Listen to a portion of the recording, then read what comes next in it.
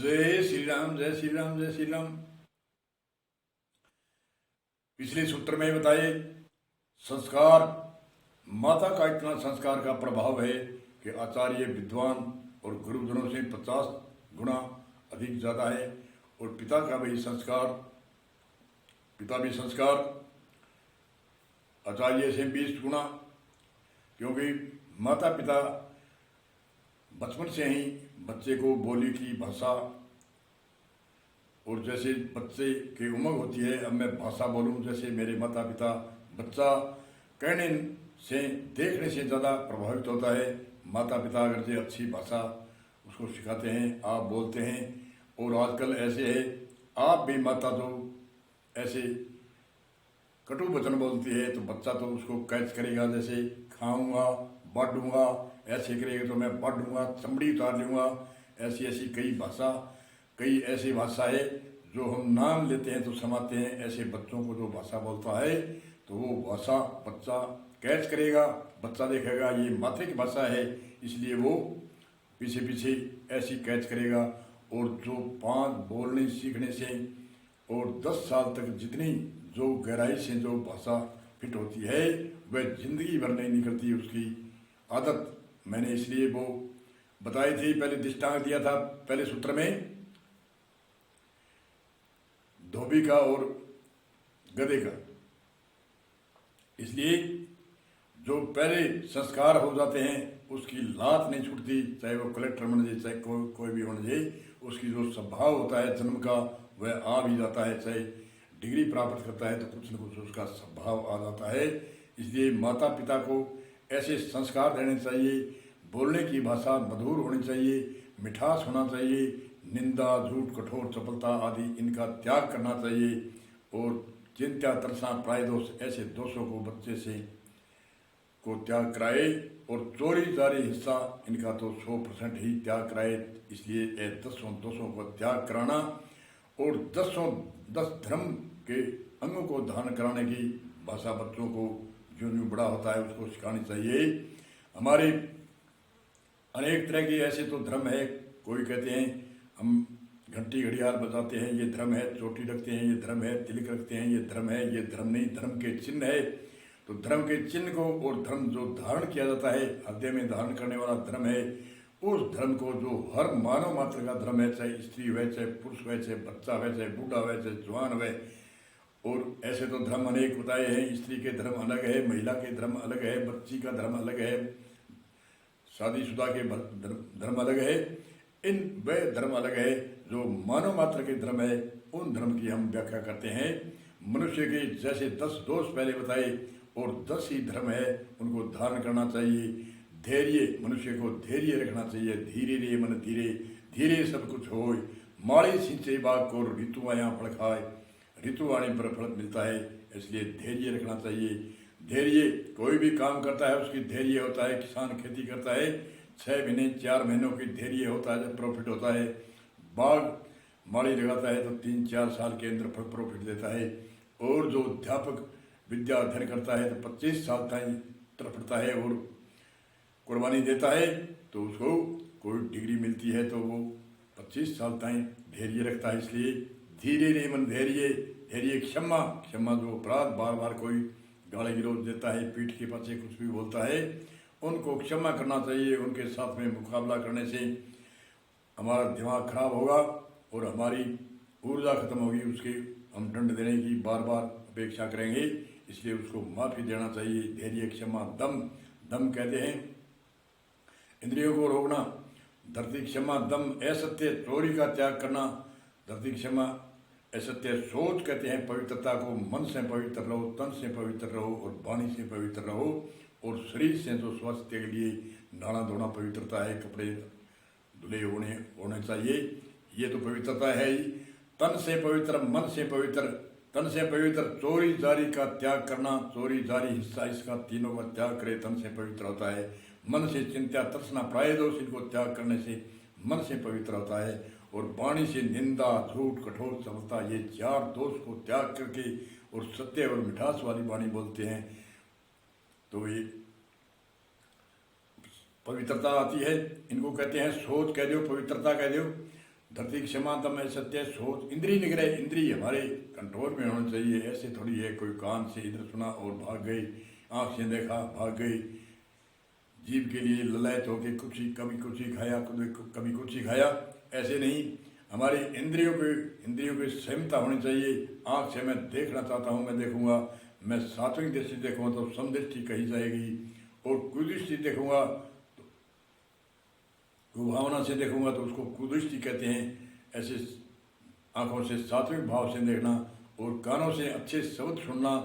झूठी गाथा किसी की सुनने से कोई लाभ नहीं है, इसलिए कानों से मैं अच्छी चर्चा सुनूंगा, धार्मिक सुनूंगा, ज्ञान चर्चा सुनूंगा, जो हमारे हित के लिए है वह सुनूंगा और नहीं सुनूंगा, झूठी गाथा नहीं सुनूंगा। ऐसे ही कान एक ज्ञान इंद्रिय है और इसका सुनने का विषय है शब्द, और दिक्पाल इसका देवता है जो बार सेकंडों में ही जल्दी से वो शब्द हमारे कान में डालता है और हमारे समझ में आता है, पड़ती है, ये आवाज़ आई है, ये भाषा बोली है। दिक्पाल अगर जो न हो तो हमारे कानों में कौन दूसरे की आवाज़ आती है, इसलिए दिक्पाल देवता है। और जीव के अंदर वरुण देवता है। जीव का विषय क्या है? जीव एक ज्ञान इंद्रिय है और इसका विषय है रस विषय लेना, अच्छा और बुरा। तो बार बार न खाने की चेष्टा करके जो भोजन 2 समय या 3 समय या 4 समय उसका भूख लगे उस समय भोजन करना चाहिए। बार बार खाने की तमन्ना करते हैं तो उससे बीमारियां पैदा होती है अनेक तरह की। इसलिए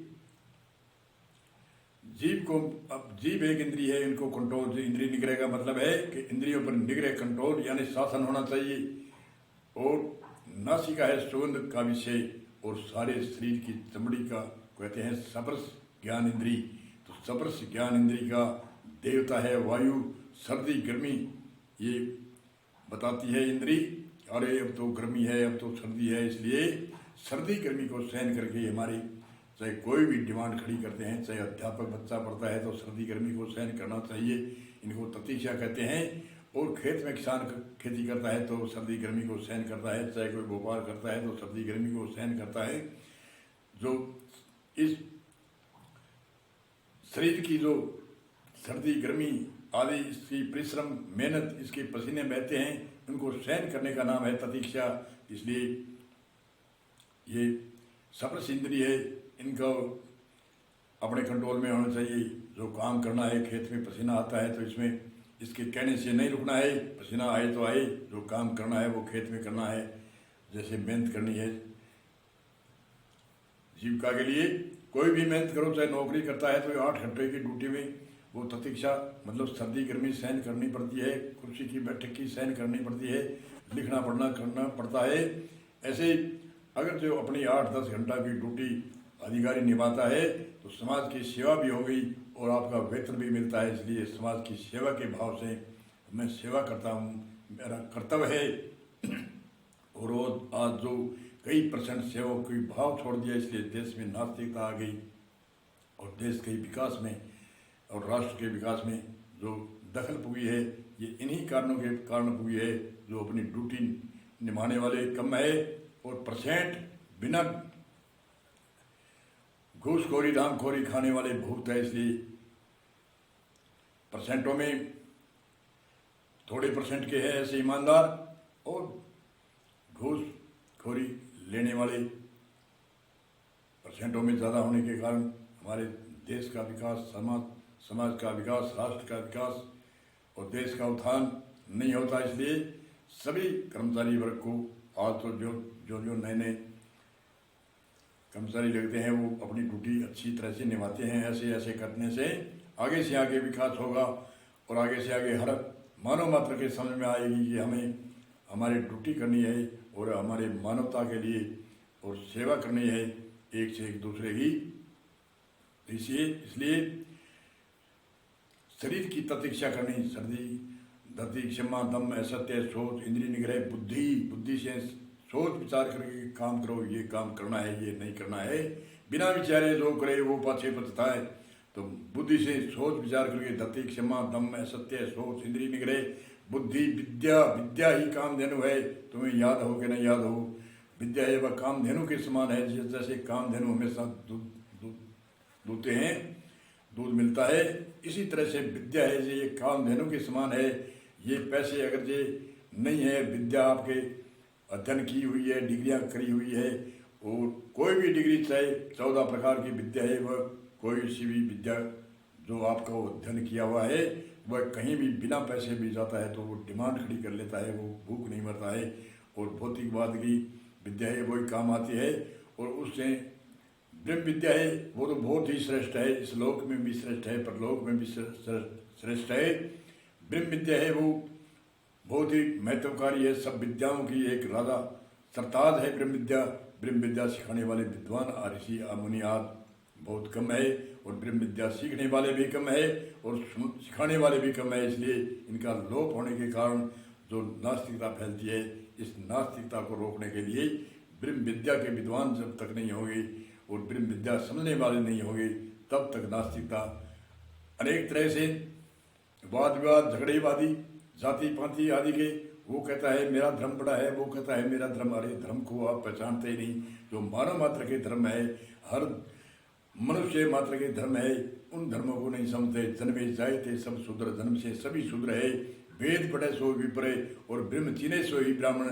ये श्लोक वेद व्यास जी का है, और वेद व्यास जी के आज परंपरा के जो पीढ़ीधर है वो क्या कहते हैं, वेद व्यास जी का श्लोक क्या कहता है, जन्मे जाए थे सब शूद्र, वेद पढ़े सो विपरे और ब्रह्म चिने सो ही ब्राह्मण। इसलिए जाति पाति कहाँ रही? जाति पाति तो एक पिछाड़ का एक मनुष्य है, उसका नाम है। कहाँ है नाम? कहाँ हाथ लगा कर आप बताओगे? अलग अलग स्थान मिलेगा, ये हाथ है, ये पैर है, ये कूनी है, ये छाती है, नाम है कहाँ? तो ऐसे पहचान के लिए जो कोई जातियाँ हैं, या कोई देश के नाम से, कोई जगह के नाम से, कोई लक्षण के नाम से अलग अलग जातियाँ हुई, और इन जातियाँ पर आज अनेक तरह के पंथ मत हुए, उनकी जाति अनेक तरह से जो जहाँ निकले वहाँ जाति, जैसे कार्य किया उसकी जाति, उस जाति पर आज वाली खींचातानी पूरे भारत के अंदर हो रही है। ऐसी और देशों में नहीं है, बहुत से देश हैं उसमें जाति पाति का कोई झगड़ा ही नहीं है। हमारे तो यहाँ झगड़ा जाति का है, पाति का है। क्यों है ये सब जानते हैं। कोई जैसे वोटों के लिए कोई किसी का हरा भरता है, बड़े लोग ज्ञानवान है, विद्वान है, वे एकदम मौन रहते हैं, ऐसे बोल गए तो हमें नुकसान होगा।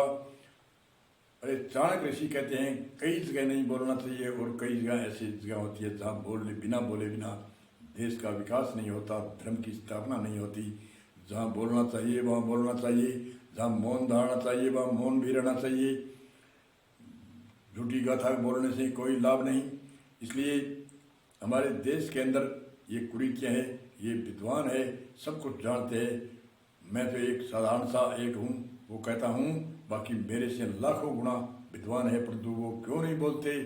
उनका कई कारण है। कई तो रोजी रोटी के लिए नहीं बोलते, और कई वोट के लिए नहीं बोलते, कोई पद के लिए नहीं बोलते, कोई की क्षमता नहीं है, कैसे कैसे है। अनेक तरह के कारण से नास्तिकता फैलती है, और नास्तिकता को सभी देखते हैं। आजकल देखने का यंत्र है, जगह जगह टेलीविज़न है, मोबाइल है, आदि आदि, जाने की ज़रूरत नहीं है, एक जगह बैठे पूरे संसार देख सकता है। ऐसा युग आ गया है, इसका सही उपयोग नहीं लेने के कारण आज संसार में दुखी है, बीमार है, सभी तड़प रहे हैं। हमारे ये रोग है, हमारे ये रोग है। अरे क्यों है रोग? जो रोग मिटने के अनेक तरह के उपाय बताते हैं, और फिर भी रोग क्यों?